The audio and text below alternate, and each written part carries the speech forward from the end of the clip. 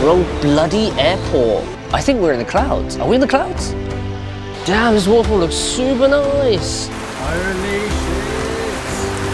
Fuck. Whoa. Gonna stay here for a bit. Imagine an epic journey through the mountainous regions of Thailand. 600 kilometers of windy roads during the monsoon season. Does that sound good? Fuck yeah.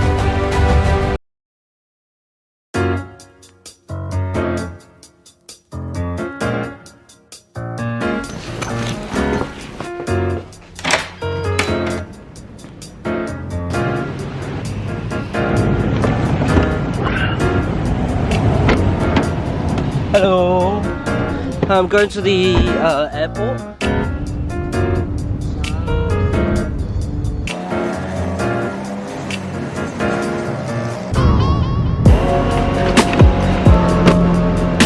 Okay, thank you. Not the best start to the road trip. I got to the airport and realized that I was at the wrong airport.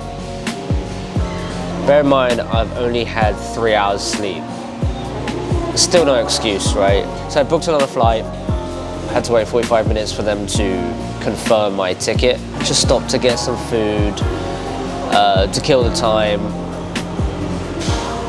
Gonna eat, check in, and then hopefully we can do it. I'm pretty damn tired. All right, power through, it's fine.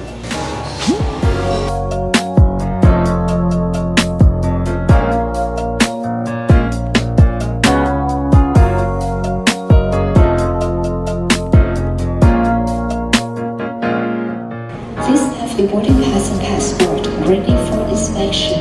Thank you.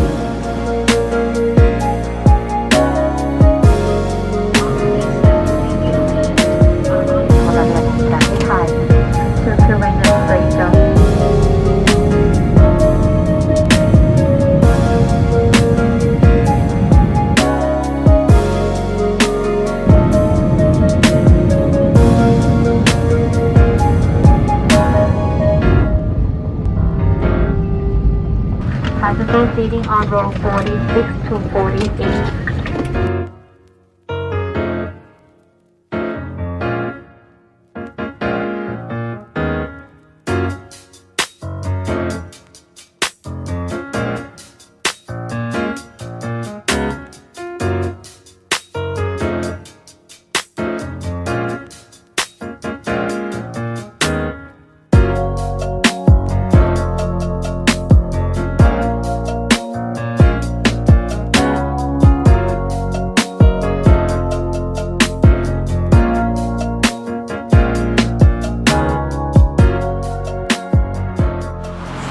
Is this on? This coffee shop is pretty cool. It's right by the river that divides Old Town, Chiang Mai, to the newer part, I guess. Yeah, pretty chill. Pretty chill. So before we take our road trip, I stopped over at a coffee shop because I'm feeling super tired and to sort of get the bike a bit ready. So here's the problem. The bike itself is alright. I actually got not the 155cc, but the 125, which I think is enough for me, but we'll see if that's a good decision or not. I opted for a less powerful bike because there are lots of curves in the road and we don't know if that's going to be dangerous or not, or too dangerous if I go too fast around the corners. So I wanted to go for something like that. The bungee cord on the rope on the bike is durable enough, but I'm not sure if the hooks that I'm hooking things onto will actually, unhook as I ride along. Unsure about that. Hopefully my bag doesn't come loose when I'm taking these turns. It's really, really hot at the moment. However, it has been raining like every day in Chiang Mai. So I've got the raincoat ready. The first leg of this journey is only 50 kilometers, but it is up a mountain. I wanted to do something a little bit more chill today as it's just day one. I wanted to just chill out, enjoy the countryside. Okay, so we've just got a bike from Cat Motors and then head off to our hotel for the first night. Should be a nice steep ride. Let's check it out.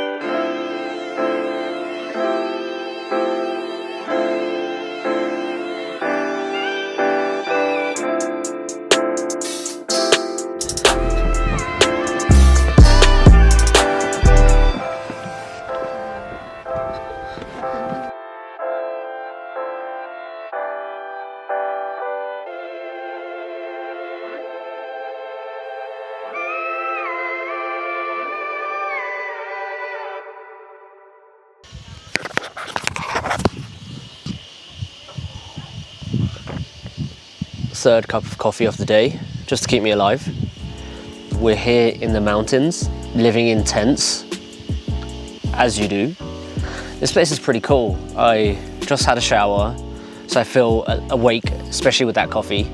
And this is gonna be the first stop. It took me about an hour and a half because you have to go quite slow and the roads are really, really bendy. And you have to climb up this mountain.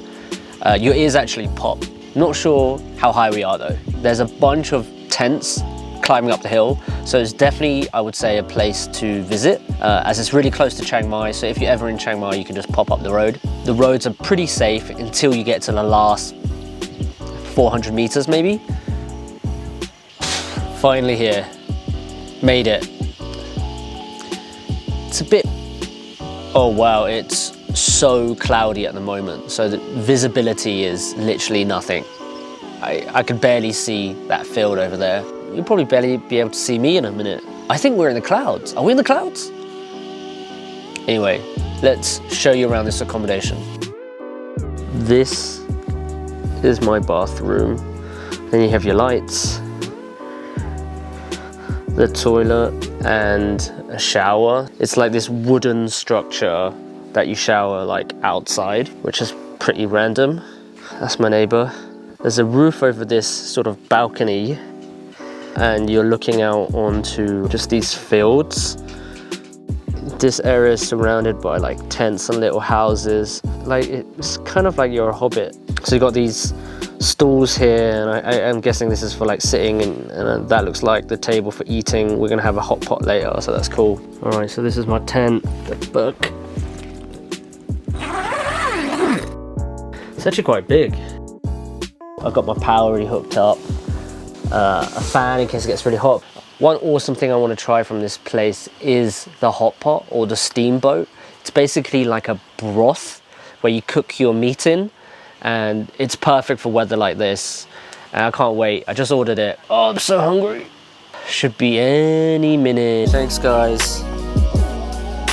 Dude, what do I do? Don't really get it. So I put this on here. This is the soup, right? Yeah, this is the soup. Okay, got it.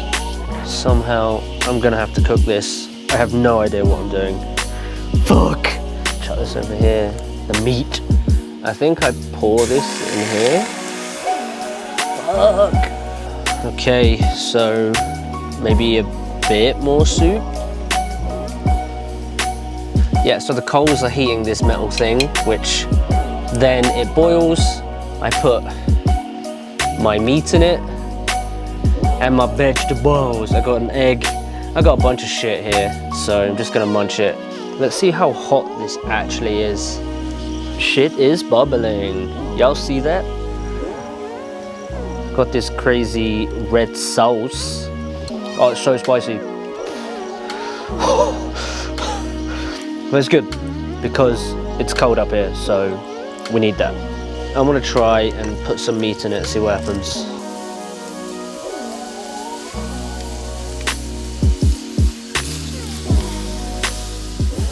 There's some tofu involved. That's not tofu, that's like fish or something. Do you know the worst thing about camping or staying in a tent? Yep. Rain. And I'm eating outside. Holy shit!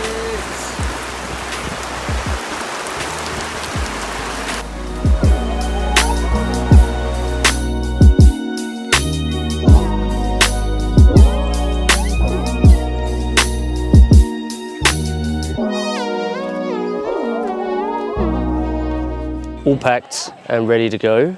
That's the beast.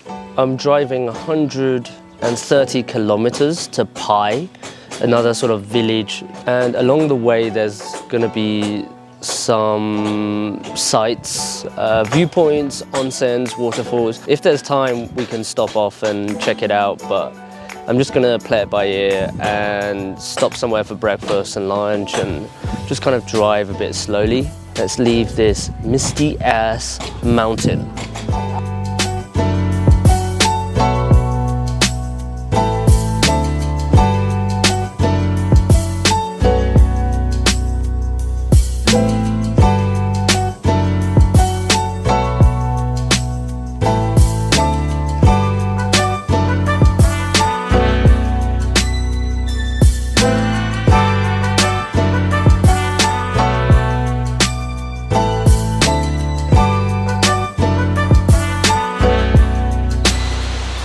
Okay, so I just parked the bike and we're heading to see this waterfall on the way to Pai.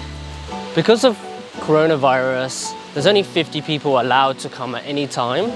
So be wary of that if you ever get a chance to come here.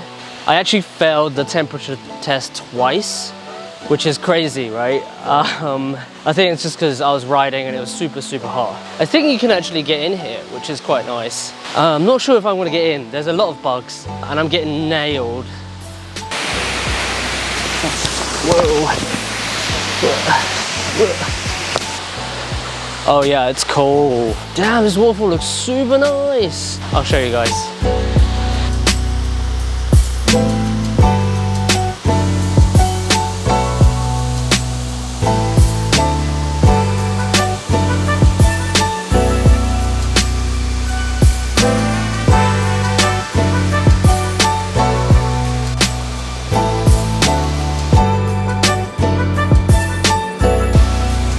Here's the waterfall, and I'm here on my own. Gonna stay here for a bit.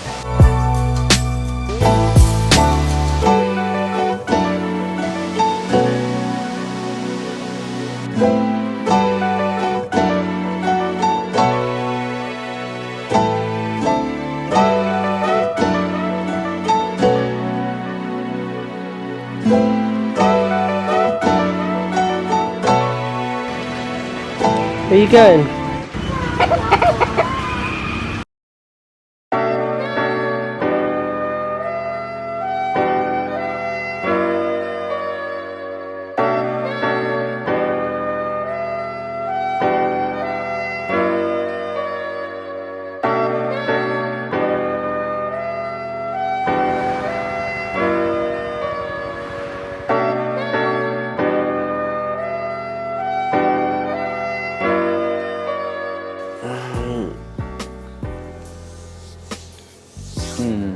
So I spent the last day in Pai. Here's the hotel room.